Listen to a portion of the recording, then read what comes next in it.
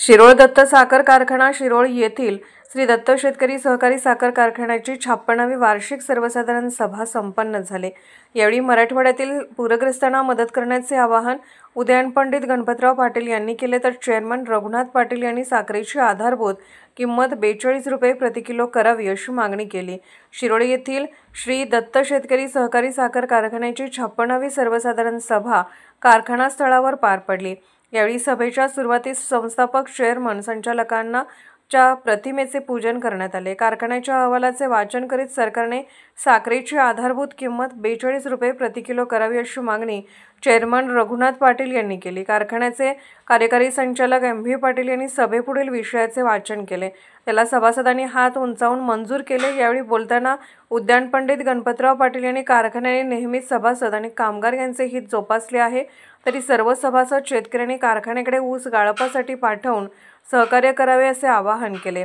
तसेच मराठवाड्यातील पूरग्रस्तांना मदत करण्यासाठी मदत केंद्राची स्थापना करण्यात आली आहे, त्यामध्ये सर्वांनी पूरग्रस्तांना मदत करावी असे आवाहन केले।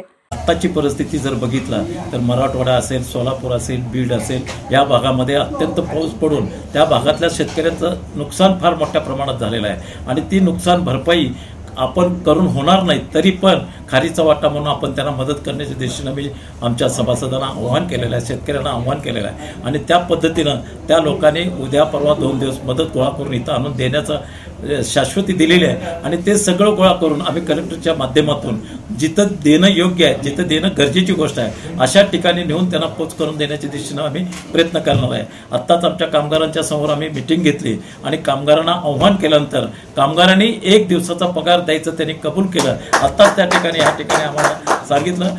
यावेळी व्हाईस चेअरमन शरदचंद्र फाटक, संचालक अरुणकुमार देसाई, अनिल कुमार यादव, ॲडव्होकेट प्रमोद पाटील, निजामसो पाटील, रणजित कदम, अनंत धनवडे, अमरसिंह पाटील, पृथ्वीराज यादव यांच्यासह सभासद मोठ्या संख्येने उपस्थित होते।